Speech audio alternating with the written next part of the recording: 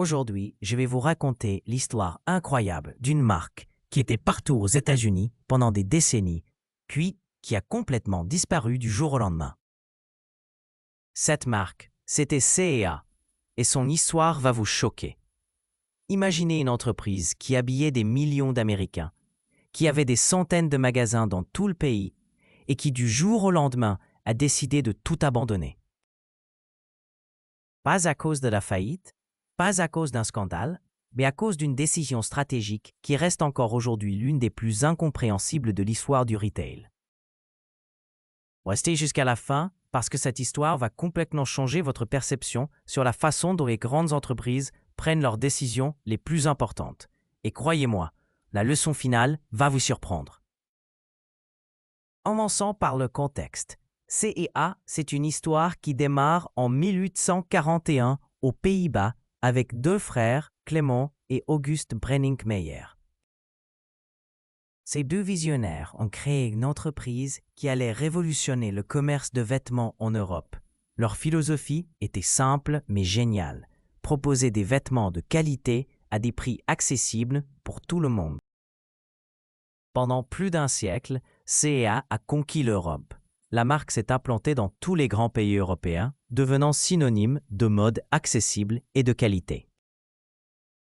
Leurs magasins étaient des destinations incontournables pour les familles qui cherchaient à s'habiller correctement sans se ruiner. Mais l'Europe, ce n'était qu'un début.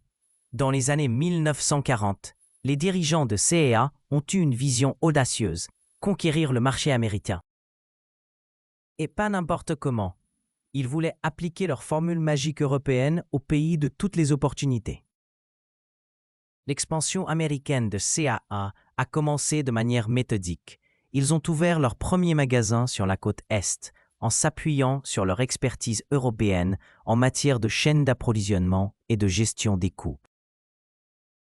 Leur approche était différente de ce qui existait déjà aux États-Unis, là où les autres retailers américains se concentraient soit sur le luxe, soit sur le discount pur. C&A a trouvé un positionnement intermédiaire brillant. Ils proposaient des vêtements qui avaient l'air chers mais qui restaient abordables.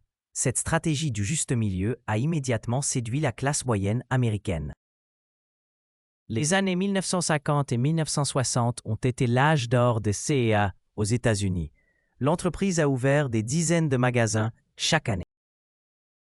Nos boutiques étaient modernes, bien agencées et surtout, elles proposaient une expérience shopping différente de ce que les Américains connaissaient. C&A avait compris quelque chose que beaucoup d'autres marques ignoraient encore, l'importance de la rotation rapide des collections. Bien avant que le fast fashion devienne un terme à la mode, C&A a renouvelé constamment ses produits, donnant toujours une raison aux clients de revenir. Leur success story américaine était impressionnante. Dans les années 1970, C&A comptait plus de 200 magasins aux États-Unis. Ils employaient des milliers de personnes et généraient des centaines de millions de dollars de chiffre d'affaires annuel. La marque était devenue un pilier du paysage retail américain. Mais voici où l'histoire devient vraiment intéressante. Pendant que C&A dominait aux États-Unis, quelque chose d'extraordinaire se passait en Europe. L'entreprise était en train de développer des innovations qui allaient révolutionner l'industrie de la mode. Et ces innovations, elle les ignorait complètement sur le marché américain. L'innovation ignorée, c'est le cœur de cette histoire tragique. En Europe, C&A était en train de perfectionner ce qu'on appellerait aujourd'hui la supply chain intelligence. Il développait des systèmes de prédiction de tendance basés sur l'analyse des ventes en temps réel. C'était révolutionnaire pour l'époque. Leurs équipes européennes avaient également mis au point des techniques de sourcing global qui leur permettaient de réduire leurs coûts de production de manière spectaculaire tout en maintenant la qualité. Ils travaillaient avec des fournisseurs dans des pays émergents, créant des partenariats à long terme qui bénéficiaient à tous. Plus impressionnant encore, C&A Europe avait développé un modèle de merchandising adaptatif. Leurs magasins pouvaient changer complètement leur assortiment en quelques semaines, s'adaptant aux tendances locales et aux préférences régionales.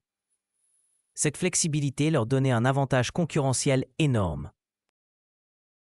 Il expérimentait aussi avec de nouveaux formats de magasins. Certaines boutiques C&A en Europe étaient des laboratoires vivants où il testait des concepts retail avant-gardistes, espaces modulaires, zones d'essayage connectées, systèmes de recommandation personnalisés. Mais le plus incroyable, c'est qu'ils avaient commencé à développer ce qu'on appellerait aujourd'hui l'omnichannel. Dès les années 1970, certains magasins C&A européens expérimentaient avec des catalogues interactifs et des systèmes de commande à distance. Ils étaient littéralement des décennies en avance sur leur temps. Toutes ces innovations révolutionnaires étaient testées, perfectionnées et déployées en Europe. Elles transformaient C&A en véritable machine à conquérir des parts de marché. Leurs concurrents européens ne savaient plus comment rivaliser avec cette approche technologique et méthodologique. Pendant ce temps, aux États-Unis, les magasins C&A continuaient à fonctionner avec les méthodes des années 1950. Pas de système informatique avancé, pas de supply chain optimisé, pas de merchandising adaptatif, juste le même modèle traditionnel qui avait fonctionné pendant des décennies. Cette dichotomie était incompréhensible. La même entreprise, avec les mêmes dirigeants, développait des innovations révolutionnaires d'un côté de l'Atlantique et les ignorait complètement de l'autre côté. C'était comme si C&A Europe et C&A USA étaient deux entreprises différentes. Les équipes américaines demandaient régulièrement l'accès à ces nouvelles technologies et méthodes. Elles voyaient bien que le marché américain évoluait et que la concurrence devenait plus féroce, mais leurs demandes étaient systématiquement ignorées ou retortées. Cette situation a créé une frustration énorme au sein des équipes américaines. Elles se sentaient abandonnées par leur propre maison mère. Comment pouvaient-elles rivaliser avec les nouveaux acteurs du retail américain en utilisant des outils obsolètes? Et puis, en 1981, est arrivée l'erreur stratégique qui allait tout changer. Les dirigeants de C&A ont pris une décision qui reste encore aujourd'hui l'une des plus incompréhensibles de l'histoire du business. Ils ont décidé de fermer toutes leurs opérations américaines. Cette décision n'était pas motivée par des difficultés financières. Les magasins C&A américains étaient rentables. Ils généraient des profits substantiels et avaient une base de clients fidèles.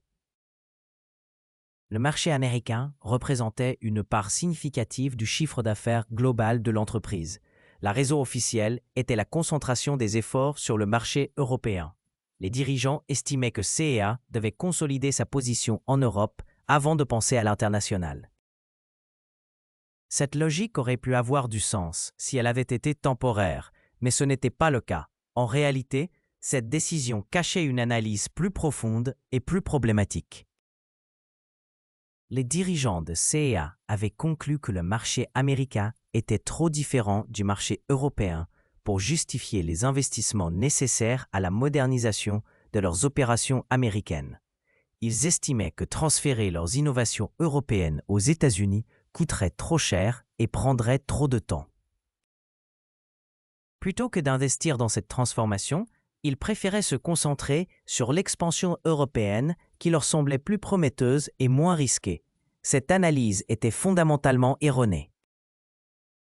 Le marché américain des années 1980 était en pleine transformation, mais c'était exactement le moment idéal pour y introduire les innovations que C&A avait développées en Europe. Au lieu de voir cette évolution comme une opportunité, ils l'ont perçue comme une menace. La fermeture des opérations américaines s'est faite rapidement et brutalement. En moins de 2 ans, tous les magasins C&A aux États-Unis ont fermé leurs portes. Des milliers d'employés ont perdu leur travail. Des millions de clients ont perdu leur marque préférée. Cette fermeture a eu des conséquences dramatiques qu'aucun dirigeant de C&A n'avait anticipées. La première conséquence, c'est que C&A a abandonné l'un des marchés les plus importants et les plus influents du monde au moment précis où il entrait dans une phase de croissance spectaculaire. Les années 1980 et 1990 ont été l'âge d'or du retail américain. C'est pendant cette période que sont nées les marques qui dominent aujourd'hui le marché mondial. Gap, Victoria's Secret, Abercrombie & Fitch et bien d'autres. Xi'an aurait pu être l'une de ces marques globales dominantes, mais les conséquences vont bien au-delà de l'aspect financier. En abandonnant le marché américain, Xi'an s'est privé d'un laboratoire d'innovation exceptionnel. Le marché américain a toujours été un incubateur de tendances et d'innovation retail qui se diffusent ensuite dans le monde entier. C&A a raté l'émergence du concept de lifestyle branding qui est né aux États-Unis dans les années 1980. Ils ont raté la révolution du marketing expérientiel. Ils ont raté l'avènement de la customisation de masse. Toutes ces innovations qu'ils auraient pu développer en premier et exporter ensuite en Europe. Plus grave encore, cette décision a révélé un problème structurel majeur dans la gouvernance de C&A. Comment une entreprise supposée innovante et visionnaire pouvait-elle prendre une décision aussi irrationnelle? Cette question a hanté l'entreprise pendant des décennies. La fermeture américaine a aussi eu un impact négatif sur le moral et la culture d'entreprise de C&A. Les employés européens ont commencé à se demander si leurs dirigeants étaient vraiment capables de prendre les bonnes décisions stratégiques à long terme. Ironiquement, quelques années après avoir abandonné les États-Unis, C&A a commencé à voir ses positions européennes attaquées par des marques américaines qui appliquaient exactement les principes que C&A aurait pu développer s'ils étaient restés sur le marché américain. Des marques comme H&M, qui s'inspiraient du modèle américain du fast fashion, ont commencé à grignoter les parts de marché de C&A en Europe.